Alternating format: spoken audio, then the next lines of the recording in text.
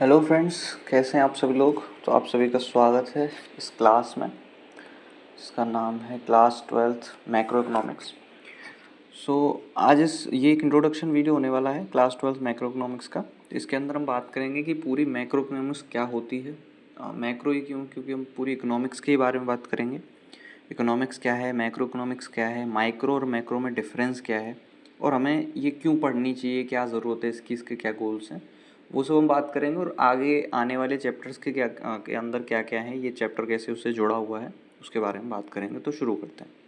सबसे पहले बात करते हैं व्हाट इज़ इकोनॉमिक्स। तो इकोनॉमिक्स है क्या, पहले मैक्रो तो बाद में, पहले बात करते हैं इकोनॉमिक्स क्या है। Economics is the study of how people use limited resources to satisfy unlimited wants. देखिए, आप लोगों ने 11th क्लास में पढ़ा होगा, या जिन्होंने नहीं पढ़ा है उनको बता दूं कि ह्यूमन रिसोर्स, जो ह्यूमन होता है ना, उसकी वांट्स बहुत ज़्यादा होती हैं। ठीक है, उसकी अनलिमिटेड वांट्स होती हैं कि मानव इच्छाओं की कभी अंत नहीं है। ठीक है, लेकिन उन इच्छाओं को पूरा करने के लिए जो साधन है, जो रिसोर्सेज हैं, वो बहुत कम है। ठीक है, फॉर एग्जांपल अगर पूरे देश में सभी को 20-20 किलो आलू चाहिए, तो ज़रूरी नहीं है कि 20 किलो आलू हर किसी में बट पाएँ, क्योंकि आलू इतने हैं ही नहीं, रिसोर्सेज ही नहीं है इतने ज़्यादा। ठीक है, आलूओं का इतना रिसोर्सेज ही नहीं है। जैसे पैसा हो गया। ठीक है, अगर हम सभी पैसा चाहते हैं, हम सभी को पैसे चाहिए होते हैं, ऑफकोर्स सभी को चाहिए होते हैं। ठीक है, लेकिन ज़रूरी है कि सभी में बट जाएं पैसे, किसी को कुछ काम ना करना पड़े और सरकार को योजना ले आए, प्रधानमंत्री पैसा बांटो योजना, और वो सब में 20-20 हज़ार बांट दे, ऐसा नहीं है। वो तो केवल भाषणों के लिए होता है कि हम देश का सोना ले आएंगे और 15 लाख हर किसी का अकाउंट में आएंगे, वो सब चीज़ें हैं, वो बाहर की बात है, पॉलिटिकल चीज़ें, कंट्रोवर्सी मुझे नहीं करनी है, समझ रहे हैं। तो हम सिर्फ एक सिंपल सी बात कर रहे हैं कि इकोनॉमिक्स क्या है, कि ह्यूमन वांट्स जो हैं वो बहुत अनलिमिटेड हैं, उनकी कोई लिमिट नहीं है, उनकी कोई सीमा नहीं है, लेकिन रिसोर्सेज जो हैं वो बहुत ही ज़्यादा कम हैं। तो उनको कैसे मेंटेन करके रखें। ठीक है, क्या इंसान खाना छोड़ दे, अगर रिसोर्सेज नहीं है तो क्या खाना छोड़ दे, जीना छोड़ दे, ऐसा नहीं है। उसको मेंटेन करना ही क्या है भैया, इकोनॉमिक्स है। ठीक है, इसकी ब्रांचेस क्या क्या हैं ब्रो। इसकी ब्रांचेस हैं माइक्रो इकोनॉमिक्स और मैक्रो इकोनॉमिक्स, इसकी दो ब्रांचेस हैं। माइक्रो के अंदर माइक्रो है छोटा भाई साहब है, माइक्रो है छोटे अंकल जी। ठीक है, study of individual units, consumer, firms, market, ये छोटे हैं, यानी कि सिर्फ एक इंसान के बारे में बात करूंगा मैं, ग्राहकों के बारे में बात करूंगा मैं, फर्म के बारे में बात करूंगा मैं, एक ही मार्केट के बारे में बात करूंगा, ये माइक्रो है, छोटा है। मैक्रो की अगर मैं बात करूँ तो macro is a study of the economy as a whole, national income, inflation, ये बहुत बड़ी संख्या पर, ये बड़े भैया हैं। ठीक है, ये बड़े पापा हैं। ठीक है, ये पूरे देश के बारे में बात करते हैं, पूरी कंट्री के बारे में, कि अब जो इन्फ्लेशन है यार, इन्फ्लेशन अगर महंगाई बढ़ेगी तो क्या सिर्फ मथुरा में बढ़ेगी, या दिल्ली में बढ़ेगी, या गुड़गांव में बढ़ेगी, नहीं, महंगाई बढ़ेगी तो पूरे देश में ही बढ़ेगी। ठीक है, थोड़ा बहुत अंतर आ सकता है, जैसे पेट्रोल वगैरह हो गया, इनका थोड़ा अंतर आता है, दारू का हो गया, लेकिन अगर हम एक कॉमन वे में देखें तो महंगाई जो बढ़ती है पूरे देश में बढ़ती है। ठीक है, तो ये बहुत बड़ा मुद्दा है, सॉरी, बहुत बड़ा मुद्दा है। इन्फ्लेशन है, डिफ्लेशन है, महंगाई है, मंदी है, इनकम। ठीक है, एक इंडिविजुअल की इनकम हो गई माइक्रो में, लेकिन पूरे देश की इनकम जो है वो मैक्रो के अंदर आती है। तो इसकी ब्रांचेज हैं इकोनॉमिक्स की, याद रखिएगा। देखिए, एक चीज़ याद रखना, मैं अगर आपको एग्जाम के पॉइंट ऑफ व्यू से बताऊं तो ये चैप्टर इतना इंपॉर्टेंट नहीं है, लेकिन आपको पता होना चाहिए कि आप क्या पढ़ रहे हो। ठीक है, एक बहुत ही महान व्यक्ति ने एक चीज़ कही है कि किसी भी एग्जाम के लिए पढ़ने से पहले आप उस एग्जाम को पढ़ो। तो इसलिए इस बुक के लिए पढ़ने से पहले आप इस बुक को पढ़ो कि उसके बुक का इंट्रोडक्शन क्या है। ठीक है, मुझे खुद नहीं समझ आया मैंने क्या कहा, बट आप समझ जाना, समझदार हो। ठीक है, वाई स्टडी मैक्रो इकोनॉमिक्स, क्यों पढ़ें, क्या जरूरत पड़ गई भाई साहब हमें ना, मैं तो पढ़ाऊंगा। ठीक है, पढ़ेंगे हम सब। Understand the national income and output, कि नेशनल इनकम क्या है, देश को पैसा कहाँ से मिल रहा है। देखो, हम सभी को पता है, एक इंस्टाग्राम इन्फ्लुएंसर हैं बहुत ही प्यारे, मैं उनका बहुत बड़ा फ़ैन हो गया, उन्होंने बहुत अच्छी बात कही थी। उन्होंने कहा था कि हमें उस सरकार को टैक्स देने की क्या ज़रूरत है जिसके पास खुद की पैसा छापने की मशीन है। तो मैं ऐसे लोगों से बहुत प्रभावित हुआ, तो मैंने फिर सोचा कि क्यों ना बताया जाए कि क्या ज़रूरत है टैक्स देने की। ठीक है, सरकार तो हमें पागल बना रही है, हमारे साथ स्कैम कर रही है, ये तो एआई है, लेकिन बताना ज़रूरी है, इन भाई साहब को भी बताना ज़रूरी है कि टैक्स क्यों देना चाहिए। ठीक है, नाम आप गैस कर लेना कौन है वो। दूसरा, स्टडी अनएम्प्लॉयमेंट, इन्फ्लेशन, डिफ्लेशन। ठीक है, अनएम्प्लॉयमेंट की स्टडी, यानी कि बेरोजगारी की स्टडी, लोग बेरोजगार घूम रहे हैं, नल्ले बेरोजगार घूम रहे हैं, सड़क तोड़ते हुए घूम रहे हैं। ठीक है, उसकी स्टडी। इन्फ्लेशन, डिफ्लेशन, महंगाई कैसे बढ़ गई भाई, मंदी कैसे बढ़ गई, ठीक है। Analyse the government policies and fiscal and monetary. देखिए भैया, गवर्नमेंट जो बनाती है वो फिस्कल पॉलिसी होती है, आरबीआई जो बनाती है वो मॉनेटरी पॉलिसी होती है, ठीक है। वो हम आगे बात करेंगे, आपका एक चैप्टर है बहुत ही प्यारा सा, determination of income and employment, उसके बारे में, उसके अंदर हम बात करेंगे कि फिस्कल पॉलिसी क्या होती है और मॉनेटरी क्या होती है। Assesses economic growth and development, ठीक है। इकोनॉमिक ग्रोथ यानी कि एक रीजन, इकोनॉमिक, आप इकोनॉमी ऐसे भी बोल सकते हो कि एक रीजन, एक कंट्री के अंदर की हमें कैसे ग्रोथ कर सकते हैं, ठीक है, उसका डेवलपमेंट कैसे कर सकते हैं, ठीक। चलिए आगे चलते हैं। Features of macro economics, features क्या क्या है इनके। So deals with aggregate like demand supply, ओहो ये तो गुस्सा है गए, चलिए। So deals with aggregates like demand supply investment saving ETC. देखिए भैया, आप जहाँ पर एग्रीगेट वर्ड सुन रहे हैं ना, ये जो है ना एग्रीगेट, ठीक है, सुन रहे हैं, सुन रहे हैं सभी लोग, ये जो एग्रीगेट है ना, आप जहाँ पर ये एग्रीगेट सुन लें, ये मैक्रो की बात कर रहा है, ठीक है। तो डिमांड सप्लाई, देखो डिमांड सप्लाई आप माइक्रो में भी पढ़ते हैं, लेकिन डिमांड सप्लाई हम कहाँ भी पढ़ेंगे, मैक्रो में भी। तो डिमांड सप्लाई हम एग्रीगेट डिमांड सप्लाई पढ़ते हैं, एडी पढ़ते हैं। हम अब तक डी और ऐसी पढ़ रहे थे, डिमांड और सप्लाई ही पढ़ रहे थे, लेकिन अब हम पढ़ेंगे एग्रीगेट डिमांड और एग्रीगेट सप्लाई, यानी कि सभी की डिमांड और सभी की सप्लाई। इन्वेस्टमेंट एंड सेविंग, अब इसके अंदर फिर इन्वेस्टमेंट और सेविंग भी आ जाता है कि मैं पैसा कहीं पे लगाऊंगा ताकि मुझे दुगना मिले या 1.5 गुना तो मिले यार, कुछ तो मिले। और सेविंग का मतलब मैं पैसा बचाऊंगा, कंजप्शन भी आ जाता है, ठीक है, investment. General equilibrium analysis, general equilibrium का मतलब होता है एक बहुत बड़े ग्रुप के साथ, एक बहुत बड़े ग्रुप के इक्विलिब्रियम को एनालाइज करना, ठीक है, जैसे पूरे कंट्री के इक्विलिब्रियम को। आपने माइक्रो में एक मार्केट इक्विलिब्रियम पढ़ा होगा, लास्ट का चैप्टर, मेरे ख्याल से लास्ट था वो चैप्टर, उसके अंदर हमने मार्केट इक्विलिब्रियम पढ़ा था 11th क्लास में। तो वो था सिर्फ एक इंडिविजुअल मार्केट का, परफेक्ट कंपटीशन मार्केट का इंडिविजुअल था, ठीक है। चार पांच प्रकार के आपके मार्केट्स होते हैं, ओलिगोपोली, मोनोपोली, वो आपके सिलेबस से डिलीट कर दिए गए थे 2024 में, ठीक है, 2023 में वो आपके सिलेबस से डिलीट कर दिए गए थे। फिर एक ही रह गया था जिसका नाम था आपका, क्या नाम था, परफेक्ट कंपटीशन, ठीक है। परफेक्ट कंपटीशन मार्केट भी एक काल्पनिक मार्केट होता है, ऐसा कोई मार्केट होता नहीं है, बनता नहीं है, कोशिश करती है हर कोई, लेकिन बन नहीं पाता कभी और ना ही बनेगा, ठीक है। Policy oriented and interdependent sectors, ठीक है। पॉलिसी, ये जो मैक्रो इकोनॉमिक्स होता है ना भैया, ये पॉलिसी बनाने में बड़ा मदद करता है यार। गवर्नमेंट हो गई, आरबीआई हो, तभी तो हमने अभी पीछे पढ़ा था ना, यहाँ पे पढ़ा था, देखो कहाँ गई ये रहा। फिस्कल एंड मॉनेटरी पॉलिसी, ये जो पढ़ा था, ये किसकी वजह से हो पाता है, ये इन अंकल जी की वजह से, मैक्रो इकोनॉमिक्स अंकल जी की वजह से हो पाता है, ठीक है। ये बड़े पापा हैं, समझ रहे हैं। चलिए भाई, scope of macro economics, scope, scope का मतलब क्या होता है, स्टडी, स्कोप का मतलब होता है स्टडी, ठीक है। मैं गरीब हूँ इसलिए मैं ठीक से लिख नहीं पाता, तो थोड़ा मजबूरी समझना, है ना। हम शुद्ध गरीब हैं, समझ रहे हैं, तो थोड़ा वैसे ही समझ लेना। स्कोप का मतलब होता है अध्ययन करना, ध्यान से सुन लो इसलिए बार बार बोल रहा हूँ। स्कोप का मतलब होता है अध्ययन, पढ़ाई। मैक्रोइकोनॉमिक्स की क्या क्या पढ़ाई होती है, तो देखो आपकी जो चैप्टर की यूनिट्स है ना, अगर आपसे पूछ ले आपका टीचर कि बता भाई, खड़ा हो जा और बता क्या है आपके, जो भी है मैक्रो इकोनॉमिक्स के क्या क्या स्कोप हैं, तो जो भी आपके चैप्टर्स हैं ना उन्हीं को सुना देना यार। चैप्टर तो हर किसी को याद होते हैं, सही बात है कि नहीं है। तो सबसे पहला भैया आपका नेशनल इनकम अकाउंटिंग, ये पहली यूनिट है आपकी, नेशनल इनकम अकाउंटिंग। दूसरा है आपका theory of income and employment, ठीक है। तीसरा है money and banking, government budget और बैलेंस ऑफ पेमेंट। तो ये सब आपकी स्टडी है, ये मैक्रो इकोनॉमिक्स के अंदर यही तो पढ़ोगे आप, तो यही है, ठीक है। आगे चलते हैं भैया, मैक्रो और माइक्रो के बीच में डिफरेंस क्या होता है, ठीक है। मैक्रो और माइक्रो के बीच में डिफरेंस क्या होता है। सबसे पहले डिफरेंस है, माइक्रो क्या होता है, इंडिविजुअल यूनिट। मैं थोड़ा सा पेन चेंज कर लूँ, इतना तो पैसा है मेरे पास कि मैं पेन चेंज कर सकता हूँ। तो पहला है इंडिविजुअल यूनिट्स और दूसरा है मैक्रो, जो होता है वो होता है इकोनॉमी एज अ होल। इसको याद रखना यार, ये लाइन जो है ना ये दिल को छू जाती है, ठीक है। इकोनॉमी एज अ होल, समझ रहे हो भाई साहब, इकोनॉमी एज अ होल, कि पूरी कंट्री के बारे में, पूरी इकोनॉमी के बारे में जानकारी लेंगे। ये हैं बड़े पापा, कौन है, मैक्रो इकोनॉमिक्स। माइक्रो कौन है, छोटे पापा, चाचा जी, और ये हैं बड़े पापा।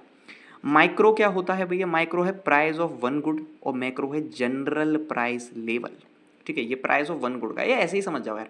देखो यहाँ पर हम एक गुड़ की बात करते हैं, जैसे पानी की बॉटल हो गई, सेब हो गया, संतरा हो गया, गन्ने का जूस हो गया, बड़ा ग्लास वाला 20 रुपये का, ठीक है, हम एक गुड़ की बात कर रहे हैं। लेकिन मैक्रो के अंदर हम जनरल प्राइस लेवल, हम पूरी ही एक पूरे क्या कह सकते हैं, हम पूरी मार्केट के बारे में बात कर रहे हैं, समझ रहे।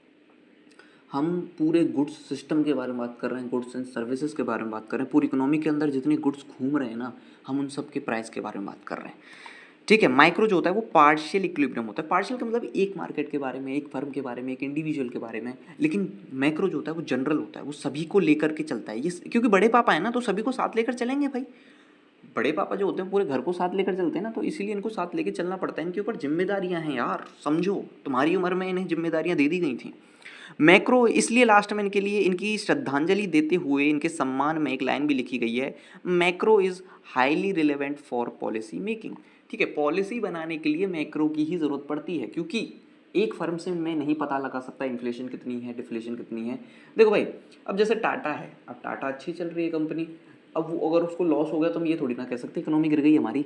हाँ देखो, इम्पैक्ट पड़ता है, ज़रूरी नहीं है, इम्पैक्ट पड़ता है। रिलायंस है, टाटा है, विप्रो है, अडानी है, ये बहुत बड़ी बड़ी कंपनीज हैं। इनके लॉस से, इनके स्टॉक गिरने से, इन कंपनीज को लॉस होने की वजह से सरकार को लॉस हो सकता है, सरकार को दिक्कतें आ सकती हैं। क्यों? क्योंकि वो टैक्स बहुत देती हैं, और कंपनी को अगर लॉस ज़्यादा होगा तो वो टैक्स कम पे करेगी। ठीक है, टैक्स कम पे करेगी तो फिर सरकार को पैसा भी तो कम आएगा, है ना, समझ रहे हो ना। तो इसलिए इनकी श्रद्धांजलि में लास्ट में एक लाइन भी दी गई है कि मैक्रो जो होता है वो पॉलिसी बनाने में बहुत ज़्यादा हेल्प करता है। इस चीज़ को बहुत याद रखना, क्योंकि मैक्रो के अंदर ही हम पॉलिसी मेकिंग की बात करते हैं, फिस्कल मॉनेटरी के बारे में, ये सब आप यहाँ पढ़ोगे। नेक्स्ट आपका central problems of an economy. Central problem, ये वैसे चैप्टर 2 का, ये आपकी उसमें था, माइक्रो में था 11th क्लास में, लेकिन मैं फिर भी बता देता हूँ क्योंकि यार इकोनॉमिक्स का नाम आ गया ना तो मज़ा ही आ जाता है। ठीक है, central problems of an economy क्या क्या है भैया? पहली है व्हाट टू प्रोड्यूस, दूसरी है हाउ टू प्रोड्यूस, तीसरी है फॉर whom टू प्रोड्यूस। ये तीन हैं। तो व्हाट टू प्रोड्यूस में क्या होता है भैया? सभी को पता है, फिर बता देता हूँ। व्हाट टू प्रोड्यूस में क्या होता है? व्हाट टू प्रोड्यूस में होता है कि क्या बनाना है, व्हाट बनाना है, क्या बनाना है। ठीक है, दूसरा है हाउ टू प्रोड्यूस का मतलब है कैसे बनाऊं, हाउ। और तीसरा है किसके लिए बनाऊं, भाई किसके लिए मेहनत कर रहा हूं मैं इतनी। ठीक है, तो पहला है व्हाट टू प्रोड्यूस। अब व्हाट टू प्रोड्यूस भी जो होता है वो कंडीशंस के हिसाब से बनाया जाता है, इकोनॉमी की कंडीशन के हिसाब से। जैसे मान लीजिए आपके देश में युद्ध चल रहा है, युद्ध चल रहा है अंकल जी, जैसे अभी इंडिया पाकिस्तान का वॉर हो रहा था। ठीक है, इंडिया और पाकिस्तान का वॉर हो रहा था, युद्ध चल रहा था, समझ रहे हैं। तो अब जैसे युद्ध बढ़ जाता, ज़्यादा बढ़ जाता, तो फिर हम क्या करते हैं, हमारे पास अगर उतने हथियार नहीं आ पाते, हम देखो यार पाकिस्तान के लिए तो मैं यूपी वालों को भी भेज दूँ तो भी कोई दिक्कत नहीं है, वो तो उन्हीं को पूरा यूपी बनाएंगे। लेकिन अगर मान लो हम किसी बड़े देश से लड़ रहे होते, ठीक है, तो हमें उसकी ज़्यादा इक्विपमेंट्स की ज़रूरत होती, ज़्यादा गन्स की, मशीन्स की, हथियारों की ज़रूरत होती, तो हम बनाते war time goods, war time goods.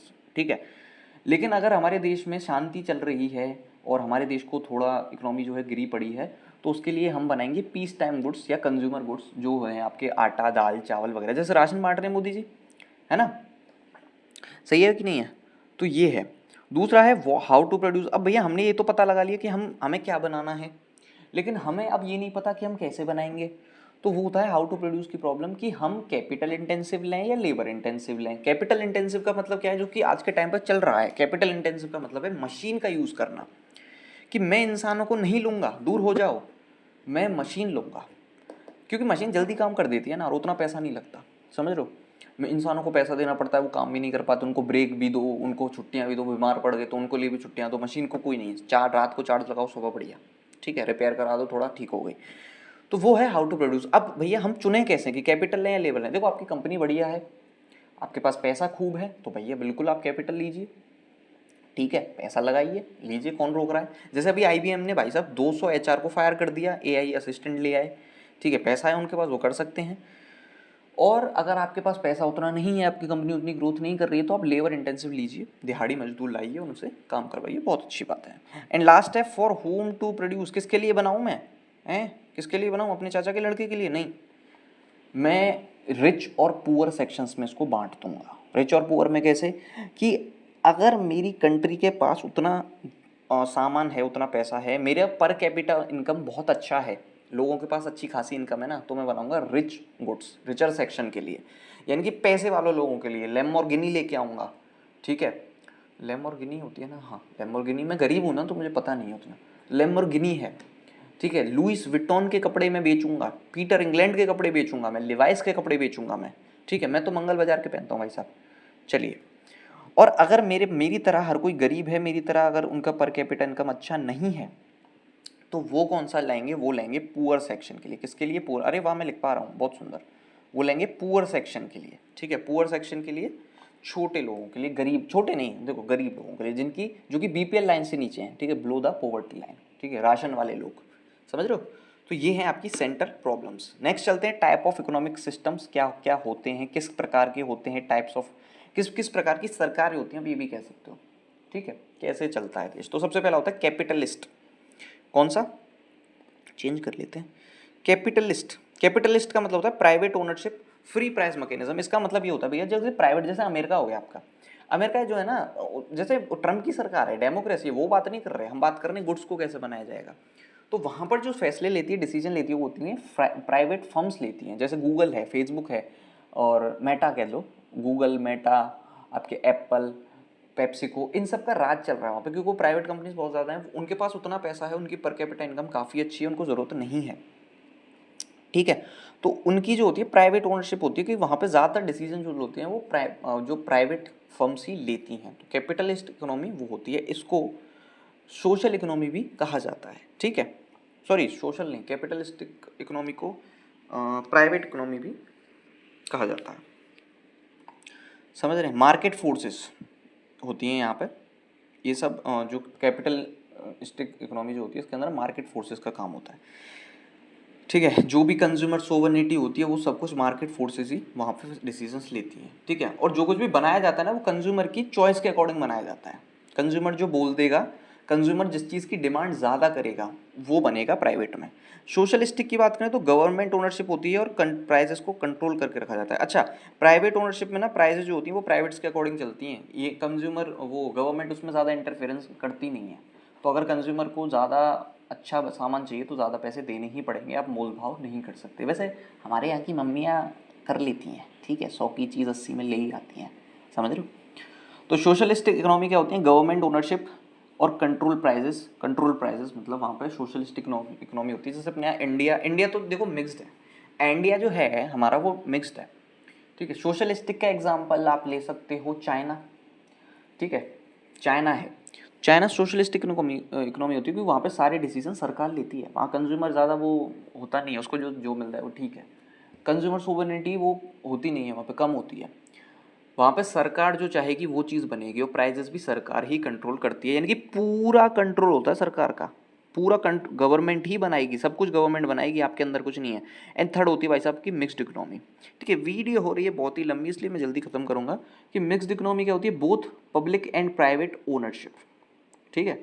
यानी कि यहाँ पे गवर्नमेंट भी आएगी, मोदी जी भी आएंगे गोलगप्पे खाने, और यहाँ पे अंबानी जी भी आएंगे। वैसे मोदी जी और अडानी जी की तो अच्छी केमिस्ट्री चल रही है, ठीक है, माफ़ी चाहेंगे। तो मोदी जी और अडानी जी आएंगे, मोदी जी भी, गवर्नमेंट भी इंटरफेरेंस करेगी और प्राइवेट सेक्टर भी इंटरफेरेंस करेंगे, करते ही हैं भाई साहब, प्राइवेट सेक्टर तो बनाएंगे, और गवर्नमेंट जो होगी वो देखेगी कि कहीं ये ज़्यादा प्राइजेस तो नहीं ले रहा है, ज़्यादा पैसे तो नहीं मांग रहा है कंज्यूमर से।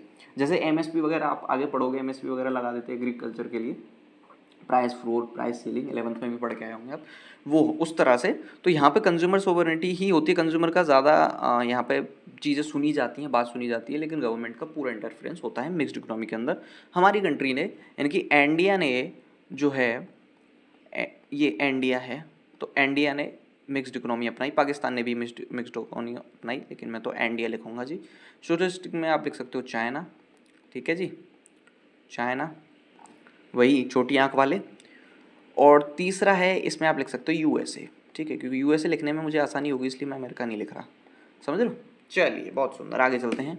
बेसिक इकोनॉमिक एक्टिविटीज़ क्या क्या हैं भैया, आपकी प्रोडक्शन होती है, कंजम्पशन होती है, और तीसरी होती है इन्वेस्टमेंट। यानी कि एक तो होता है गुड्स बनाना, भैया जब तक गुड्स बनेंगे नहीं तो मैं खाऊंगा कैसे। दूसरा होता है गुड्स को खाना, कंज्यूम करना, और थर्ड होता है इन्वेस्टमेंट करना, यानी कि कैपिटल गुड्स के अंदर सेविंग्स करना, सेविंग नहीं, कैपिटल गुड्स के अंदर पैसा डालना, ठीक है।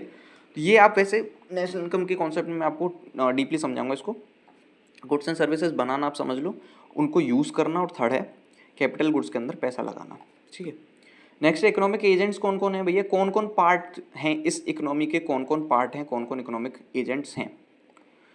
तो सबसे पहला है भैया आपके हाउस होल्ड यानी कि हम कंज्यूमर, हम आम लोग, मैंगो पीपल्स, आम जनता, ठीक है।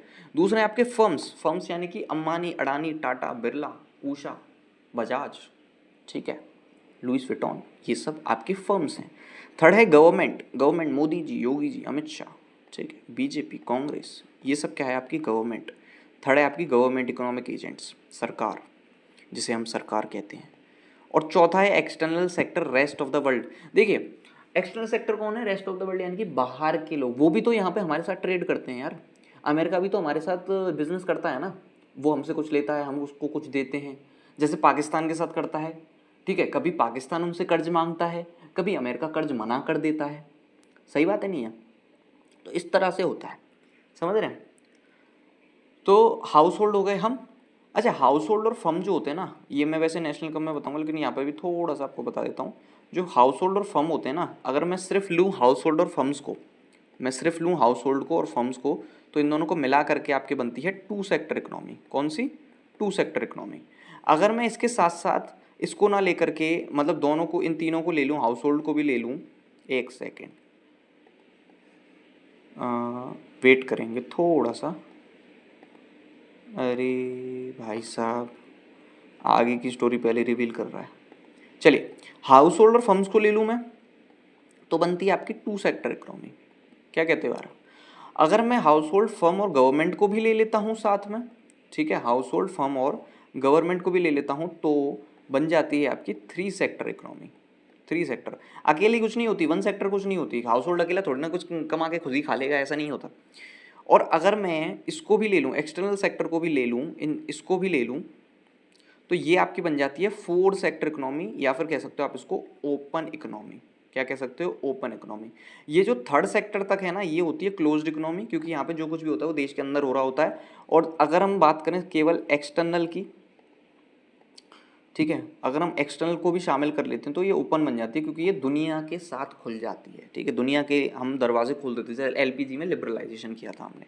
ठीक है जी, तो ये था आपका सब कुछ। लास्ट हमारा एक टॉपिक है, वो है मैक्रो इकोनॉमिक्स के गोल्स क्या क्या है। वो मैक्रो इकोनॉमिक्स हम क्यों पढ़ रहे हैं, और वो एक स्टडी आप आगे भी पीएचडी वगैरह में करोगे, ऑनर्स से करते हो इकोनॉमिक्स ऑनर्स वगैरह, तो वहाँ पर ये इसके गोल्स क्या क्या हैं, हम क्यों पढ़ रहे हैं, मैक्रो इकोनॉमिक्स को क्यों ईजाद किया गया। तो पहला है भैया फुल एम्प्लॉयमेंट। हम चाहते हैं, हम क्या चाहते हैं, हम चाहते हैं कि हर किसी के पास जॉब हो, हर कोई कमाए, हर कोई कुछ ना कुछ अपनी फैमिली के लिए कुछ ना कुछ दे, हर कोई जॉब करे। उससे यार ऐसा नहीं है कि हम कोई भला कर रहे हैं, गवर्नमेंट कोई भला कर रही है उसका, भाई गवर्नमेंट को भी तो टैक्स मिलेगा। जितने लोग ज़्यादा काम करेंगे उतने गुड्स वगैरह प्रोड्यूस होंगे, टैक्स भी उन्हें मिलेगा, पैसा भी आएगा, वेल्थ भी क्रिएट होगी। तो उस वजह से। दूसरा है प्राइस स्टेबिलिटी। प्राइस बहुत ज़्यादा ना बढ़ जाए और प्राइस बहुत कम ना हो जाए। ठीक है, बहुत ज़्यादा बढ़ जाएंगे, अच्छा दोनों के एस्पेक्ट से सोचो ना, आप तो अपने एस्पेक्ट से सोच रहे हो यार प्राइस बहुत कम हो जाए, हमें खरीदने में बड़ी दिक्कत होती है। ठीक है, किंडर जो है खरीदने में दिक्कत होती है, रिमोट वाली कार खरीदने में दिक्कत होती है। अरे यार आप कम, आप सबके बेसिस पे सोचो ना। अगर आपको आपको अगर प्राइस कम चाहिए, ठीक है, बढ़िया बात है, कोई दिक्कत नहीं है, बिल्कुल गवर्नमेंट कहेगी हाँ दे दो इनको, प्राइस कम दे दो। लेकिन यार फिर फर्म्स का क्या? जो बिजनेसमैन धंधा लेके बैठा है उसको भी तो पैसा चाहिए ना यार, उसको भी तो ज़्यादा प्राइसेस चाहिए। अब वो आपके पिता हो सकते हैं, आपकी माता जी हो सकती हैं, आपके चाचा जी हो सकते हैं, आपके रिश्तेदार कोई हो सकते हैं, आप ही हो सकते हो खुद फैमिली में। आगे चल के आप लोग एंटरप्रेन्योर बनोगे यार, देश का भविष्य हो तुम लोग। ठीक है, इंस्टाग्राम की रील में मत रह जाना। तो इनमें आप जब कहोगे तो आप भी तो करोगे यार, मुझे प्राइसेस ज़्यादा चाहिए, मुझे तो प्रॉफिट कमाना है। तो गवर्नमेंट इन दोनों के ही बारे में सोचती है। ठीक है, गवर्नमेंट मैक्रो इकोनॉमिक्स मैंने क्या बताया, बड़े पापा। मैक्रो इकोनॉमिक्स कौन है? बड़े पापा। लो मैंने लिख भी दिया, तुमने मजबूरी में लास्ट में लिख दिया, लो बड़े पापा। लो बड़े पापा पे लकीर भी खिंच गई है पत्थर की। ये है मैक्रो इकोनॉमिक्स कौन है? बड़े पापा, बड़े पापा। ठीक है, तो ये सबके बारे में सोचते हैं। तो प्राइस स्टेबिलिटी का मतलब कि ना ज़्यादा बढ़े और ना ज़्यादा कम हो। तीसरा है इकोनॉमिक ग्रोथ, कि इसके साथ साथ इकोनॉमी की ग्रोथ भी हो, डेवलपमेंट हो, कंट्री हमारी बढ़े, हमारे ह्यूमन इंडेक्स इंप्रूव हो। ठीक है, लोगों के पास शिक्षा हो, खाना हो, अच्छी हेल्थ हो। इक्विटेबल डिस्ट्रीब्यूशन, कि ना तो भैया गरीब बिल्कुल गरीब हो जाए, ना अमीर बहुत ज़्यादा अमीर हो जाए, सभी को बराबर बांटना है, लेकिन ऐसा हो नहीं रहा है। ठीक है, गरीब और गरीब होता जा रहा है, अमीर और अमीर बनता जा रहा है। आपने ये चीज़ देखी होगी, नोटिस करी होगी। External stability, balance of payment, यानी कि बाहर के देशों के भी साथ भी चीज़ें अच्छी रहें, फॉरेन एक्सचेंज रहेगा तो हमारी कंट्री अच्छा ग्रोथ करेगी। ठीक है, तो ये आपका यहाँ पर पूरा चैप्टर समाप्त हो जाता है। मैंने ज़्यादा लंबा खींच दिया, इतना लंबा खींचना नहीं था, उसके लिए माफ़ी भी चाहेंगे। 24 मिनट हो गई, बट अगर मज़ा आया हो तो यार एक बार लाइक मार देना। ठीक है, बाकी तुम्हारी इच्छा है, मैं तो फोर्स कर नहीं रहा किसी को, घर घर जाकर तो मैं कहूँगा नहीं, लेकिन बाकी तुम्हारी इच्छा है, कर ही देना यार। बड़ा भाई छोटा भाई जैसा भी समझ के कर देना। आपका होमवर्क एक मान लेना, मेरी बात अगर मानना चाहो तो। ठीक है, वो ये है कि आपकी जो बुक है, अगर आपके पास एनसीईआरटी है तो एनसीईआरटी, आपके पास मैक्रो है और आपके पास टीएस ग्रेवाल है, टीएस क्या, टीआर जैन है, या जो भी है वीके ओरी, वो जो भी है, अगर आपके पास कोई भी बुक है जो भी आपके स्कूल में चल रही है, जो भी, आप उसको रीड ज़रूर करना है, क्योंकि ये पहला जो चैप्टर है ना ये बहुत बड़ा नहीं है। आपकी छुट्टियाँ चल रही हैं, जून का महीना है, आपको होमवर्क भी मिला होगा। 12th क्लास में इतना होमवर्क स्कूल वाले देते नहीं है, रिवीजन करने के लिए बोलते हैं कि रिवीजन करो, ठीक है। तो आप रिवीजन करो, तो आप रीड जरूर करना, क्योंकि देखो अभी जून चल रहा है, तो जून जुलाई अगस्त सितंबर अक्टूबर नवंबर दिसंबर जनवरी, आप अगर फरवरी भी मैं छोड़ दूँ तो आपके पास 8 महीने हैं। अगर आप अभी भी 3-4 महीने कंसिस्टेंटली बुक को रीड कर लेते हो तो आपको दिक्कतें नहीं आएंगी, क्योंकि बुक की लाइन्स में से आते हैं, असर्शन रीजनिंग वगैरह ये सब बुक के अंदर से ही आते हैं। और क्वेश्चन जरूर सॉल्व करना जो बुक के पीछे दे रखे होते हैं। उसके अलावा भैया पीवाईक्यू भी आप सॉल्व करना, क्योंकि देखो आज के टाइम पे पीवाईक्यूज मिलना कोई बहुत बड़ी चीज़ नहीं है कि आपको मिल गए हो गया, लीक कर दिए, पीवाईक्यू लीक हो गया, ऐसा नहीं है, ठीक है। आप कोई भी साइट खोलो गूगल पे, आपको पीवाईक्यू मिल जाएंगे। और अगर नहीं भी मिल पा रहे हैं तो मैं आपको एक बहुत अच्छी साइट बता देता हूँ, उसका नाम है selfstudy.com। कुछ लोगों ने सुना भी होगा, नहीं सुना है तो मैं बता देता हूँ, उसका नाम है selfstudy.com, ठीक है। बहुत अच्छी साइट मुझे इसलिए लगी क्योंकि उस पर सभी कुछ मिल जाता है बहुत ही आसानी से और फ्री में मिल जाता है, और उसमें आप डाउनलोड भी कर सकते हो। आप लॉगिन करोगे तो आप डाउनलोड भी कर पाओगे सारी चीज़ें। इसका नाम है selfstudy.com, ये मैंने लिख दिया है यहाँ पे, ठीक है। ये सेल्फ स्टडी नाम है उसका साइट का, आप चेकआउट करना, ठीक है। भाईजान बहन जो भी हैं, भैया बहन, जय श्री राम। तो ये आपका पूरा आज का हो गया। So thank you so much. आपको अगर अच्छी लगी हो वीडियो, क्लास ही है हमारी वीडियो क्या, ठीक है, तो लाइक करना, सब्सक्राइब करना, कमेंट कर देना अगर मन करे तो, मैं फोर्स नहीं कर रहा, ठीक है। बाकी पढ़ाई करिए आप, ठीक है। चलिए, बहुत बहुत धन्यवाद। जय सिया राम।